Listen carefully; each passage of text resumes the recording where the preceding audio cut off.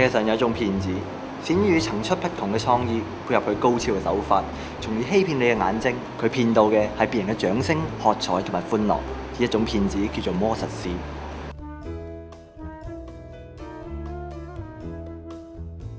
我呢度有一張白紙，睇住咯。張白紙啱啱借翻嚟，如果你哋都有白紙嘅話，都可以做埋同一樣嘅動作，睇下可唔可以做到同一樣嘅魔術。睇住一張白紙，好簡單，我將佢咧接大約4下度咧，魔術就好神奇咁發生。同埋最緊要就係細細力吹一吹，咁咧張白紙就好神奇咁樣變咗一張，知唔知咩嚟嘅咧？100蚊紙啦 ，OK。剛才你有冇被騙到呢？呢係一個魔術，但亦都係個騙局，由冇到有，絕對唔容易㗎。不如就我哋一齊嚟睇下呢位魔術師唐紀聰嘅故事啊！而家我仲讀緊書嘅，讀緊電腦網絡嘅 EF3 啦。將來我諗住咧都係揾一份關於電腦嘅工作咯。冇錯，我有一個好特別嘅興趣，就係玩魔術啦。大話玩魔術咧，我諗都有玩咗5至6年到啦。我記得我第一個魔術咧係我阿哥玩俾我睇嘅，佢玩咗好簡單嘅魔術，係一個啤牌嘅魔術。呢個魔術咧深深咁影響到我之後嘅魔術路途啊。之後嘅魔術生涯咧都係自學為主咯。當然啦，仲有同行嘅交流啦，嚟識啲魔術嘅朋友啊，佢會教啲魔術嘅秘密俾你聽啊，又或者係自己睇碟啊，睇啲外國魔術師嘅教學錄影帶啊，都會學到好多魔術嘅嘢。我記得初學魔術嗰陣咧，真係每日都有3至4個鐘頭咧，係攞住一副啤牌啊，攞住一個銀仔啊，不斷咁樣練習嘅，仲要企喺塊鏡面前添。咁到越學越多啦，越學越耐啦。當然啦，仲要買好多嘅道具啦。其實魔術道具咧係好貴嘅。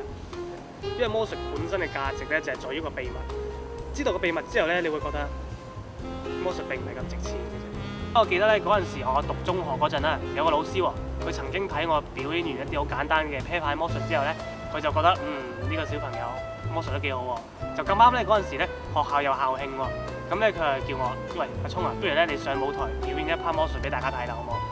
咁我就諗，咦好喎，我都未試過玩舞台魔術喎，咁不如試下啦。好啦，最後玩完舞台魔術啦，咁即係玩啲好簡單嘅嘢啦。我仲記得嗰陣係玩下水啊，玩下剪下繩啊咁嘅啫。之後個反應非常之好喎，個同學仔都走過嚟，喂咁犀利嘅，點解你咁犀利嘅？點解你玩魔術？之後從此我就中意咗魔術呢樣嘢，覺得好有成功感。校慶完咗之後咧，嗰啲老師咧就不斷咁揾我做啲義務性嘅表演啊，我記得好多啊，老人院表演啦，嗰啲社區中心表演啦，我記得有次去幼稚園表演添，我都係搭單表演嘅啫。表演10分鐘啊、20分鐘嗰啲嘅啫。咁咧呢啲魔術經驗嚟講咧，都對我好好嘅噃。累積經驗啦，知道觀眾嘅反應係乜嘢啊。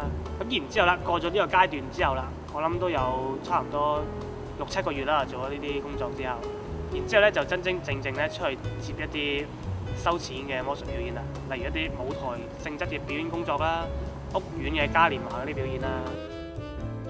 一面係魔術師，一面係學生。唐紀聰得到嘅係比別人更多嘅表演機會。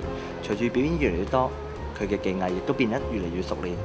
唐紀聰想試一試挑戰自己嘅實力。一個魔術師嘅進步咧，最緊要就係參加比賽。3年前咧我都覺得係咁嘅，所以咧我參加咗一個全港嘅魔術師公開比賽。我覺得我嗰陣咧玩嘅一啲好簡單嘅舞台嘅啤牌魔術啦，一手法嘅魔術啦，即係空手咧就變好多啤牌出嚟。咁當然啦，嗰次係只係急取經驗啦，並冇任何獎攞。但係咧嗰次學到好多嘢喎，我識到好多魔術師啦，知道好多比賽嘅要訣啦。原來咧識魔術師咧喺我哋魔術呢行立足咧好重要喎，因為咧有好多工作咧都係由呢啲魔術師咧嚟介紹俾你嘅。咁咧我比賽咗好多次啦，4次魔術比賽，其中有2次咧我得過獎喎。全港舞台公開咗魔術比賽季軍，2次都係季軍，唔知點解。好多人都希望自己嘅興趣可以變成日後嘅終身職業。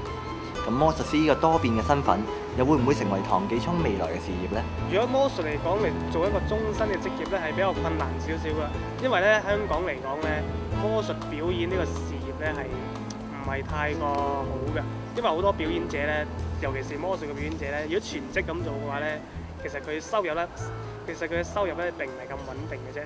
例如佢做咗一場呢場之後咧，下一場咧就唔知幾時再有機會再表演啦。所以做一個全職魔術師咧並唔係好好揾嘅一份工作。我哋作為一個魔術師咧，當然要我哋嘅表演流程要有進步啦，要經得起呢個時間嘅考驗啦，同埋最緊要創新。清楚自己嘅路向，清楚自己嘅能力。唐紀聰喺舞台上變得精彩嘅同時，佢嘅人生亦都變得更加燦爛。